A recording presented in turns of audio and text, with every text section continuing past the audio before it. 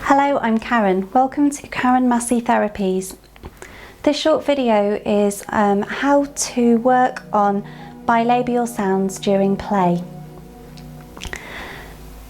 So when you're working with a child with autism and childhood apraxia of speech or suspected childhood apraxia of speech, it may be that they're not quite ready for lots of sit-down drill work, or perhaps they're quite young. So what you can do to get them used to hearing different types of sounds and perhaps practicing them without realising it is to use play. So we're going to work on one placement at a time through these short how-to videos and then move on to different word structures. So for bilabials, first of all you need to come up with your list of bilabial sounds, which are your p, b and m sounds. You can add cued articulation if you like. So we've got our p, b and m sounds. And what you're going to then do is think of fun things that young children might like to do that begin with those sounds. So some obvious ones are playing with bubbles. So you get your bubbles out, blow your bubbles and model those words that begin with your bilabial sounds or your lip sounds. So you're going to really emphasize those sounds as you say them. So we're going to blow the bubbles.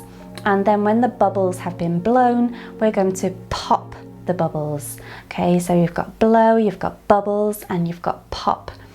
But also what you can then do is you can, as you pop the bubbles, you can alternate between those lip sounds and say the sounds as you pop them. So rather than just always saying pop, pop, pop, you might say b, b, b, b, or you might pick m, m, m, or p, p, p, p, p. Okay, so the child is hearing lots and lots of examples of the sound in an auditory bombardment kind of way.